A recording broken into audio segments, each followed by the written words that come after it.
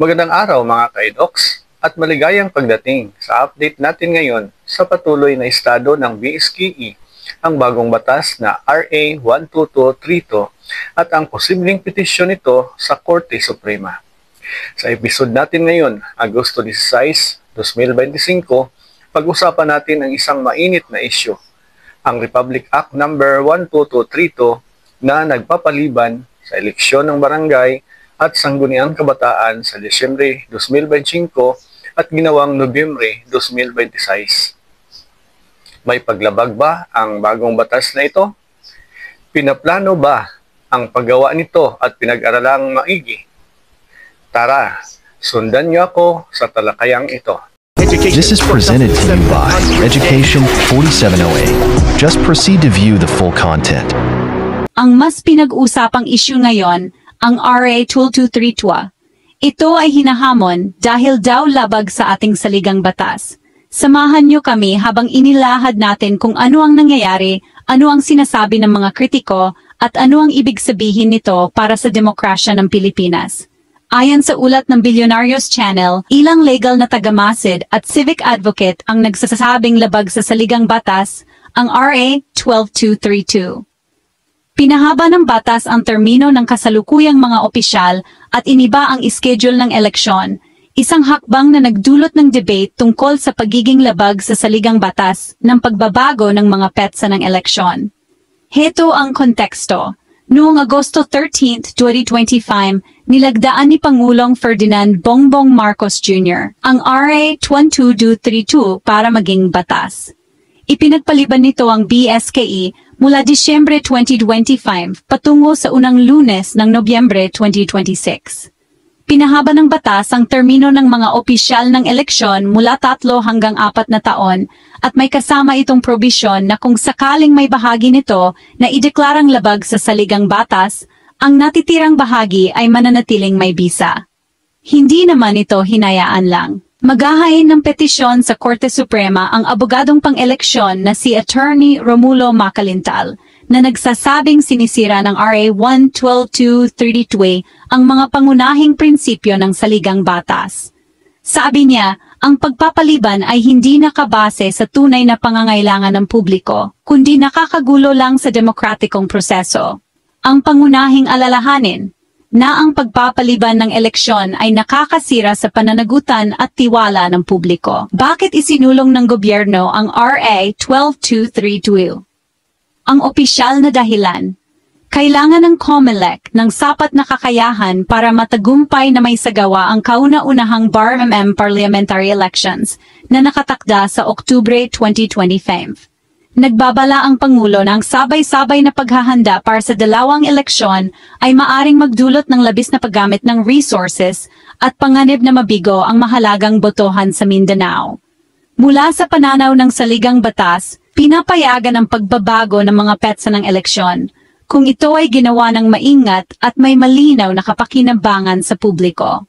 Ang pangunahing tanong, natutugunan ba ng RA 12232 ang pamantayang iyon? Ang pagpapahaba ng termino ng walang eleksyon ay maaring magpahina sa demokratikong pananagutan. Nag-aalala ang mga grupo ng kabataan na ang pagpapaliban ng SK ay nagpapalayo sa pakikilahok ng kabataan sa politika. Mga ka-edoks, ibahagi ko naman sa inyo ang sarili kong pananaw sa mga isyong ito. First, ano ang nakataya at ano ang konteksto? Ang Republic Act 12232 ay naglipat ng pitsa ng barangay at sangguniang kabataang elections mula Disyembre 2025 patungong Nobyembre 2026.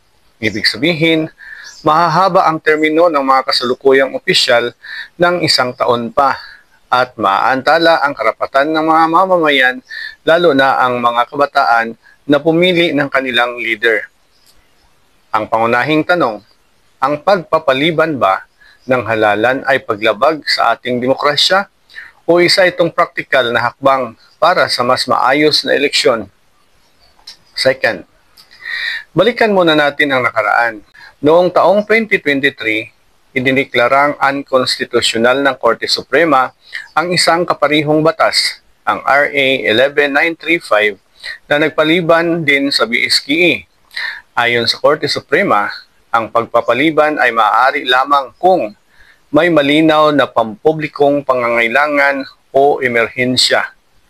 Nakatuon lang sa tiyak na problema at hindi sobra ang tagal. Hindi nito pinipigil ng labis ang karapatang bumoto. Ito ang pamantayang legal na magiging batayan para husgahan ang RA 12232. Third, ano ang mga argumento ng mga tumututol sa batas na ito?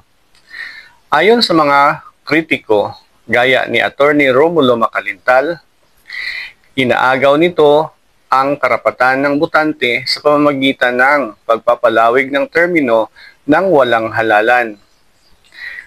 Walang sapat na matibay na dahilan para ipagpaliban, lalo na kung may iba pang paraan para maisagawa ang halalan.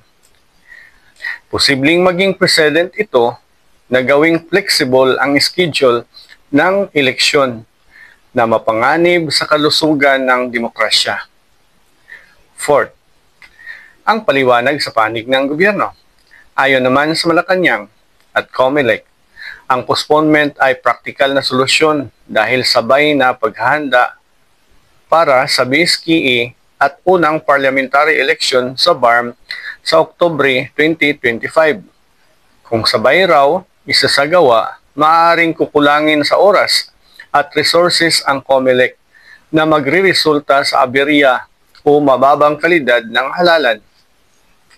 Fifth, mga tanong na kailangang sagutin. Tunay bang kailangan ang pagpapaliban o may mas konkretong solusyon? Pasok ba ito sa tamang agwat ng eleksyon ayon sa prinsipyo ng periodic elections? Protektado ba ang karapatan ng botante o lalong naapektuhan? Suriin nating maigi. Sa isang banda, seryosong usapin ang pagpapaliban ng halalan. Dapat itong may malinaw at matibay na basihan dahil bawat araw na nadadagdagan ang termino ng walang halalan ay araw na nababawasan ang pananagutan ng mga leader sa mamamayan.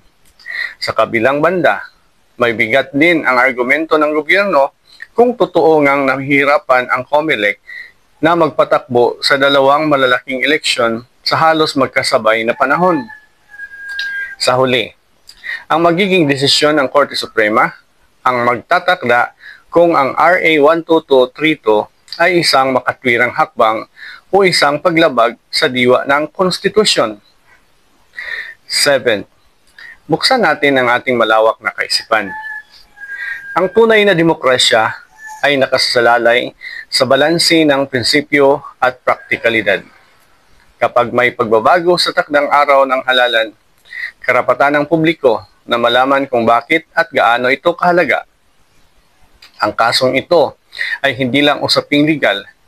Ito ay pagsubok sa ating paninindigan sa integridad ng halalan at pananagutan ng gobyerno sa tao, lalo na ng mga taong sangkot sa pabagubagong schedule ng halalang pambarangay na walang iba kundi ang ating mga mambabatas.